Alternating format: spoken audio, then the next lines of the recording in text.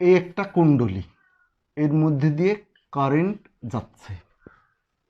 তো আমি দেখতে পাচ্ছি যে এ কারোর সাথে এ মানে সোর্সের সাথে সংযুক্ত নয়, কিন্তু কারেন্ট যাচ্ছে।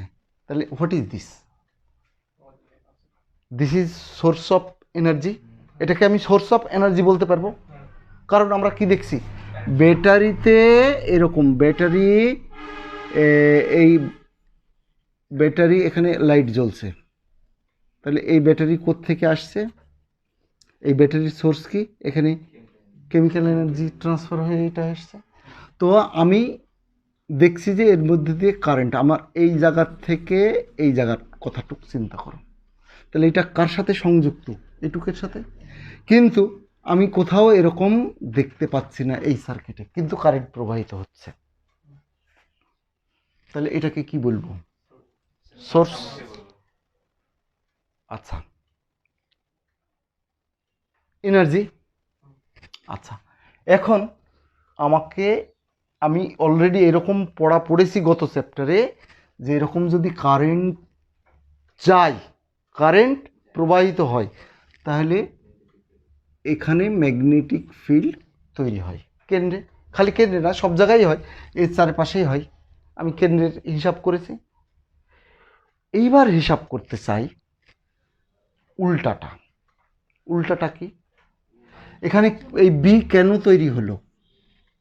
বি কেন তৈরি হলো? Why B is created? For moving charge. এখানে moving charge I is equal to Q by T, charge per unit second.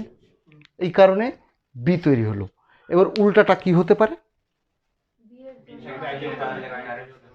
এখানে কারেন্ট নাই, এখানে বি দিলাম, তো উত্তর বি যদি দিই, তাহলে এখানে এই আই তৈরি হবে কি না? আই তৈরি হবে কি না, একটা কাজ। তো হবে কি হবে না উই ডোন্ট নো। উল্টা কাজ করতে কে গেছে? তো ফ্যারাড। ফ্যারাড। আচ্ছা, তার আগে আরেকটা জিনিস শিখি, সেটা হচ্ছে যে প্রকৃতি কি চাই, নেচার কি চাই। এই একটা কয়েল, এই একটা কয়েল, এখানে কোনো ম্যাগনেটিক ফিল্ডও নাই, ইলেকট্রিক ফিল্ডও নাই, কিচ্ছু নাই, একটা কয়েল। এই কয়েল কি করতে চাচ্ছে? আমরা দুটো ফেমাস কনক্লুশন শিখেছি, সেটা হচ্ছে যে প্রকৃতির প্রত্যেকটা এলিমেন্ট একটা মিনিমাম এনার্জিতে থাকতে চাই। Is it right? মিনিমাম এনার্জিতে থাকতে চাই। তুমি তুমি স্বাভাবিক চলাফেরা করছো, এই স্বাভাবিক চলাফেরার জন্য তোমার একটা এনার্জি লাগবে, সেই এনার্জি নিয়েই চলছো। এখন তোমাকে যে কোনোভাবে উত্তেজিত করা হলো, তুমি কি স্বাভাবিক থাকবে? তোমাকে হঠাৎ করে এই চট লাগাতে হলো, কোনো কারণ নেই, তাহলে তুমি উত্তেজিত হলে কি না? তুমি পারলে, যদি টিচার না হয়, অন্য যে কেউ, বন্ধু অমুক সমুক যাই হোক, বা বাইরের কেউ, তাহলে তুমি প্রতিক্রিয়া লাগা দেবে। তার মানে ইউ আর এক্সাইটেড, ঠিক? তাহলে এক্সাইটেড কি হতে চাই মানুষ? নর্মালি মানুষ স্বাভাবিক থাকতে চাই। পৃথিবীর প্রত্যেকটা, মানে প্রকৃতির প্রত্যেকটা এলিমেন্টই স্বাভাবিক এনার্জিতে থাকতে চাই। আর একটা ইনার্শিয়া, জড়তা। এই জড়তাকে এই হিসাবেই ব্যবহার করা হয়, আমরা যেভাবে আছি সেভাবে থাকতে চাই। এটাই হচ্ছে আমাদের ধর্ম, বা প্রত্যেকেরই ধর্ম, বস্তুর ধর্ম। তো এখানে এই কয়েল, এখানে কারেন্ট যাচ্ছে, কারেন্ট যাচ্ছে, কারেন্ট গেলে কি হবে?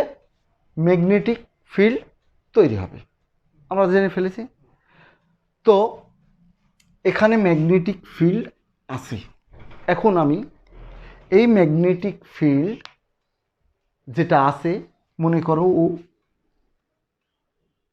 এইভাবে, তো আমি উল্টা ম্যাগনেটিক ফিল্ড লাগাতে চাই, উল্টা ম্যাগনেটিক ফিল্ড লাগাতে চাই। মনে করো এই কয়েল আমি একটা ম্যাগনেটিক ফিল্ড লাগাতে চাইলাম, এই কয়েলে কি আছে? তো উত্তর ম্যাগনেটিক ফিল্ড নাই, কিচ্ছু নাই। এখন কি করছে প্রকৃতি, কি চাচ্ছে? আবার ভালো করে খেয়াল করো, এই একটা কয়েল, এই কয়েলে ম্যাগনেটিক ফিল্ড 0। এখন তুমি জোর করে ম্যাগনেটিক ফিল্ড দিয়ে দিলে, যে কোনোভাবে, তুমি কিভাবে দিবে সেটা বিষয় না, তুমি যে কোনোভাবে দিবে। দিলে এ কি করবে? এ চাবে না যে তুমি ম্যাগনেটিক ফিল্ড দাও, এলাও না। এ তাহলে কি করতে হবে? আগে ম্যাগনেটিক ফিল্ড কত ছিল? 0। এবার অ্যাপ্লাইড করলে মনে করো 5, তাহলে ও কি করবে? একে যদি 0 করতে হয়, এ কি করবে? উল্টা 5 তৈরি করে ফেলবে। টোটাল ফলাফল কি? 0। ঠিক তো ওকে উল্টা তৈরি করতে এই কয়েলকে অটোমেটিক বাধ্য হয়ে গেল। ঠিক, এইবার 5 চলে আসছে, 5 ম্যাগনেটিক ফিল্ড চলে আসছে। এবার তুমি এটাকে সরাই নিতে চাও, এ কি করবে? আইসি যখন গেছই তখন আর যাওয়া নেই, এসে যখন গেছই আর যাওয়া নেই। যেই তুমি এদিকে 5 সরাই নিচ্ছ, ও তখন পজিটিভ 5 তৈরি করছে। ও নেগেটিভ হয়ে গেল, ও পজিটিভ তখন তৈরি করছে। ফলাফল কি হলো? 0। এটা প্রকৃতির নিয়ম, এটা প্রকৃতির নিয়ম। সেই নিয়মটাই আমরা এখানে জানতে চাই বা বলতে চাই বা পড়তে চাই। তার আগে আর একটা জিনিস শেখো, সেটা হচ্ছে যে আবেশ শিখেছি। আবেশ কি?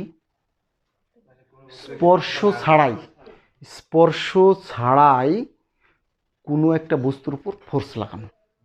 ঠিক, যেমন আমরা কি দেখছি যে এই একটা অচম্বুক পদার্থ, সরি চম্বুক পদার্থ, বাট চম্বুক নেই। যেই এর কাছে আমি একটা চম্বুক এখানে নিয়ে যাব, তখন এ কি কাজ করবে? চম্বুকের ন্যায় আচরণ করবে। কিভাবে করলো? আবেশের কারণে। এইবার তাহলে এতগুলো জিনিস আমি বুঝে গেলাম, ঠিক আছে? যে আবেশ কি, আবেশের ইংরেজি কি জানো? ইন্ডাকশান। আর যে আবেশিত হলো সে হলো ইনডিউসড। ইনডিউসড, আচ্ছা, যদি কারেন্ট হয় তাহলে ইনডিউসড কারেন্ট বলবো, যদি ইএমএফ হয় তাহলে ইনডিউসড ইএমএফ বলবো। Is it clear? ইনডিউস বিষয়টা কি? ওকে, এখন আমাদের আগের চ্যাপ্টারের ক্যালকুলেশন কি ছিল? যে যখনই কোনো একটা কয়েলের মধ্যে দিয়ে কারেন্ট প্রবাহিত হয় তখন তার চারপাশে চৌম্বক ক্ষেত্র তৈরি হয়। উল্টা কাজ কে করতে গেল? ফ্যারাড। ফ্যারাড দেখলো যে এইটা হওয়ার চান্স আছে, তো উনি এক্সপেরিমেন্ট করলেন। উনি এক্সপেরিমেন্ট করে দেখতে চাইলেন যে আসলে হয় কি না, এবং এটা উনি সাকসেস। ওনার চিন্তা ছিল যেটা, যে উল্টা কাজ হয় কিনা। উল্টা কাজ কি? ম্যাগনেটিক ফিল্ড অ্যাপ্লাইয়ের ফলে কারেন্ট তৈরি হয় কিনা এইটা দেখতে গেলেন। ওনার দুটো এক্সপেরিমেন্ট আছে, আমরা সেই দুটো এক্সপেরিমেন্ট শিখব, যার নাম হচ্ছে ফ্যারাড এক্সপেরিমেন্ট। আচ্ছা, এখন আরেকটা কথা, আমাদের এই চ্যাপ্টারের নাম হচ্ছে তড়িৎচুম্বকীয় আবেশ, ইলেকট্রোম্যাগনেটিক ইন্ডাকশান। ইন্ডাকশান কেন বলছি দেখো, আমরা কি দিয়ে? চৌম্বক ক্ষেত্র দিয়ে কারেন্ট তৈরি করব। তো চৌম্বক ক্ষেত্র কিভাবে অ্যাপ্লাই করব? চৌম্বক ক্ষেত্র কিভাবে অ্যাপ্লাই করব? তো উত্তর হচ্ছে যে আমরা এই কয়েলের দিকে একটা চৌম্বক নিয়ে যাব, এরকম চৌম্বক নিয়ে যাব। এটাকে কি স্পর্শ করাচ্ছি? স্পর্শ করাচ্ছি না, এই কয়েলের দিকে এরকম নিয়ে যাচ্ছি, স্পর্শ করছে না। তাহলে এ যদি ইফেক্ট দেখায় তাহলে কিসের বলে দেখাবে?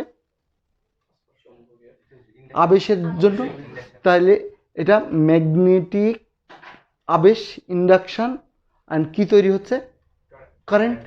তো আমাদের চ্যাপ্টারের নাম হচ্ছে তাড়িত চৌম্বক, ইলেকট্রোম্যাগনেটিক ইন্ডাকশন। আচ্ছা, এর ফলে কি তৈরি হলো, কারেন্ট। আমরা জানি কারেন্ট কয় রকমের, একটা এসি আর একটা ডিসি। আমরা এখানে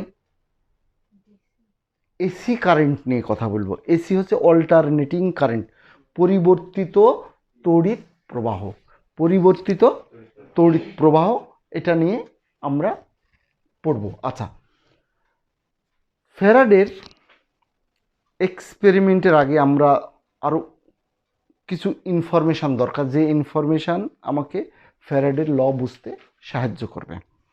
সেটা কি, আমরা এর আগে ইলেকট্রিক ফ্লাক্স শিখেছি, মনে আছে? যদি মনে না থাকে তো নাই, দেখে নিবা। আমরা অনুরূপভাবে ম্যাগনেটিক ফ্লাক্স একটু আলোচনা করব। ইলেকট্রিক ফ্লাক্সের পরিবর্তে এবার ম্যাগনেটিক ফ্লাক্স। আচ্ছা, ম্যাগনেটিক ফ্লাক্স জিনিসটা কি তার আগে বোঝার জন্য আমরা বি তো বুঝি, মানে ম্যাগনেটিজম, চৌম্বক ক্ষেত্র। তো চৌম্বক ক্ষেত্র বলতে আমরা আসলে কি বুঝি, তো চৌম্বক ক্ষেত্র বি, এই বি যখন কোনো বস্তুর উপর অ্যাপ্লাই হয় তো আমরা চিত্র দেখাবো তার ইলেকট্রিক ফিল্ড লাইন্সে, ম্যাগনেটিক ফিল্ড লাইন্স দিয়ে। তো ম্যাগনেটিক ফিল্ড লাইন্স কেমন হয়, তো আমরা দেখছি এরকম,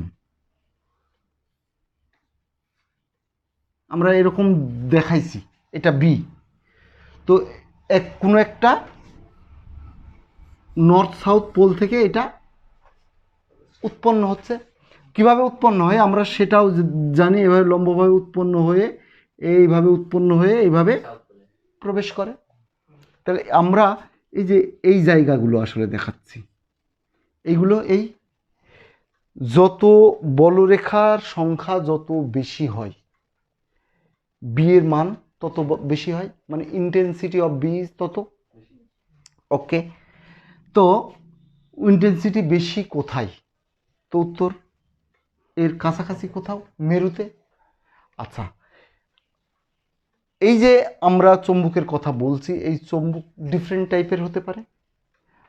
এখন চৌম্বক একটা পদার্থ থেকে একটা পদার্থ কখন চৌম্বকিত হবে কিভাবে করতে পারি আমরা, তো উত্তর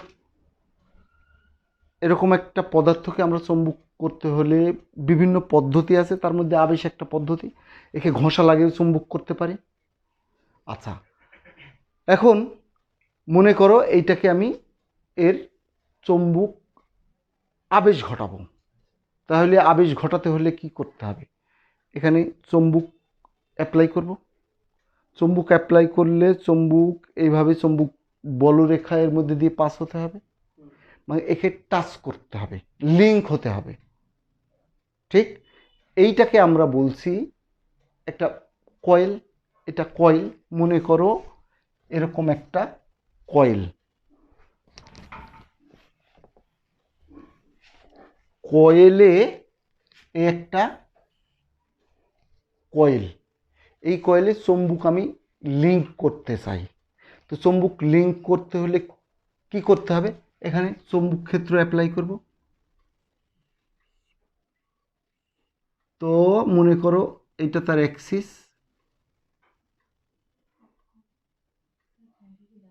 দাও,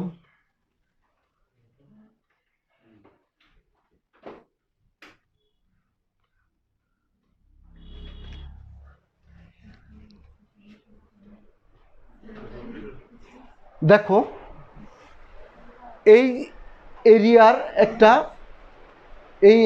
একটা কয়েল, এখানে এই চৌম্বকের এটা কি বি, বি এর সাথে লিঙ্ক হলো, বি এর সাথে কতগুলো লিঙ্ক হলো, মনে করি 1 2 3 4 5 6, 6টা বলরেখা লিঙ্ক হলো, আর বাদ বাকি এর সাথে লিঙ্ক হলো না। এটাকে যদি আমি দূরে সরাই নিই তাহলে লিঙ্ক কম হবে না বেশি হবে, কম হবে। আরও দূরে সরাই নিলাম, কাছে সরাই নিলাম, এটুকু নিশ্চয়ই বুঝতে পারছি। আচ্ছা, যদি লিঙ্ক বেশি হয় তাহলে এর কি হবে, কয়েলের কি হবে? তো কয়েলে ম্যাগনেটিজম বৃদ্ধি পাবে। যদি লিঙ্ক বেশি হয় ম্যাগনেটিজম বেশি হবে, মানে চৌম্বকত্ব তার বাড়বে। আর যদি কম হয় তাহলে এর এই যে তোমার কয়েলের লিঙ্ক চৌম্বক হচ্ছে, এর যে চৌম্বকত্ব বৃদ্ধি পাচ্ছে সেইটাকে আমরা কি দিয়ে প্রকাশ করব?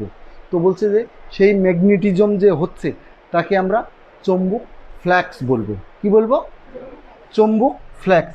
চৌম্বক ফ্ল্যাক্সকে আমরা ফাই অফ বি। এখন খেয়াল করো, চৌম্বক ফ্লাক্স যদি এটা হয় তাহলে এটা কখন হচ্ছে? যখন অ্যাপ্লাইড চৌম্বক ক্ষেত্র এর কাছে লিঙ্ক করা হচ্ছে। ঠিক কথা কি বুঝেছো?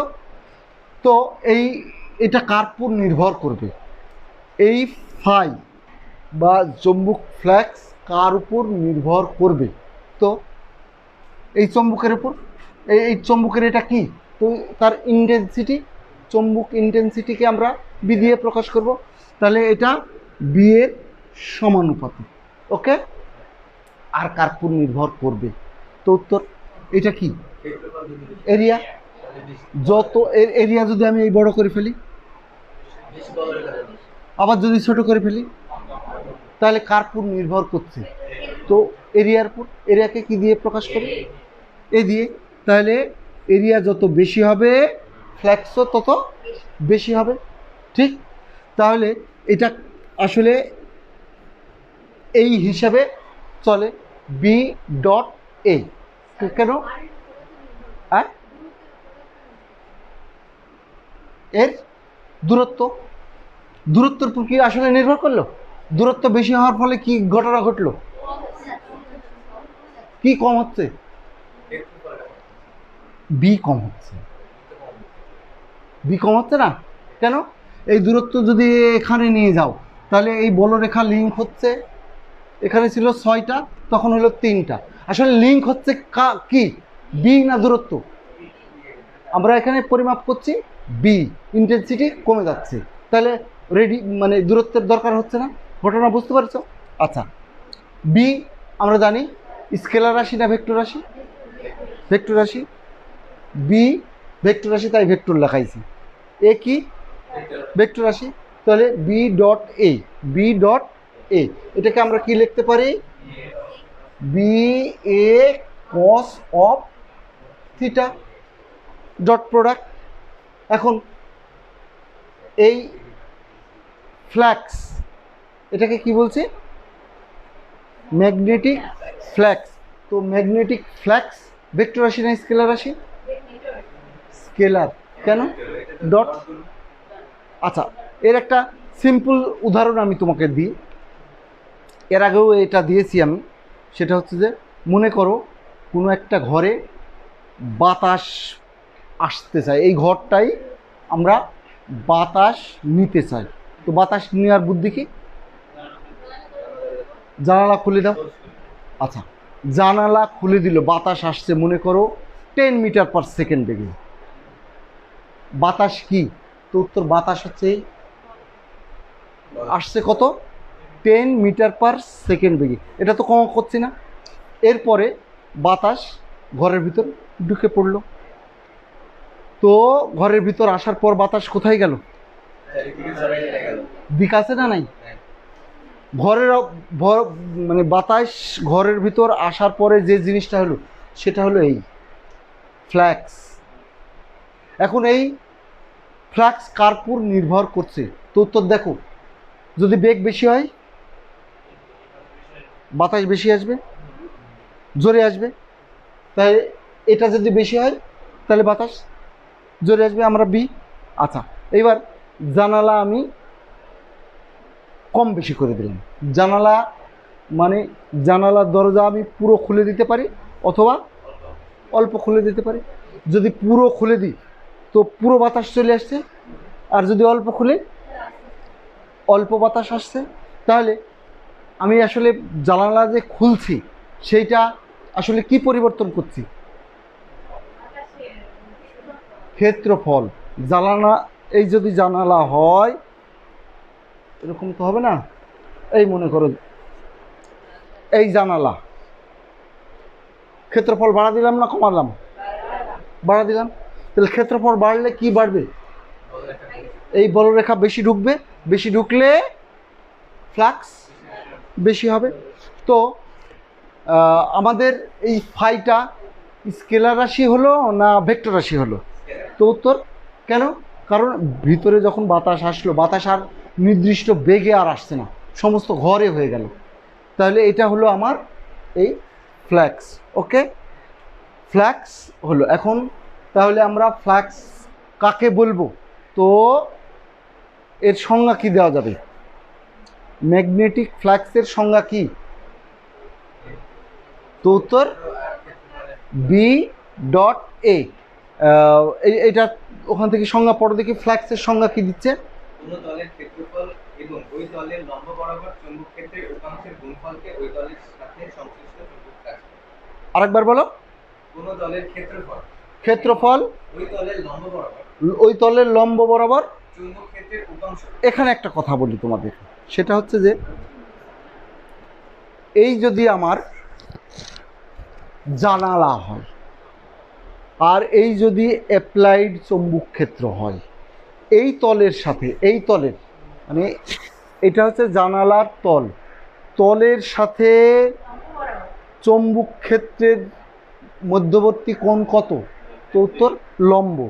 কিন্তু কিন্তু এর এরিয়ার সাথে কত কোণ উৎপন্ন করছে? এরিয়া ভেক্টর এরিয়ার সাথে কত কোণ উৎপন্ন করেছে? থিটা। কেন? শূন্য কোণ। এরিয়া ভেক্টর কোন দিকে? এই দিকে। চৌম্বক ক্ষেত্র কোন দিকে লাগছে? এই দিকে। কিন্তু দেখো দুটো জিনিস, একটা হচ্ছে এরিয়া ভেক্টর আর একটা হচ্ছে এর সারফেস, তল। তলের সাথে চৌম্বক ক্ষেত্র 90 ডিগ্রি, কিন্তু এরিয়া ভেক্টরের সাথে 0 ডিগ্রি। তখন কি বলরেখাগুলো সর্বোচ্চ এর সাথে লিঙ্ক হবে। কিন্তু যেই আমি এরকম ক্ষেত্রফল পরিবর্তন করে দিব, ক্ষেত্রফল পরিবর্তন মানে কার কি পরিবর্তন করছি? দিক পরিবর্তন করছি, কি? থিটা। তো দেখো লিঙ্ক হওয়া কমে গেছে।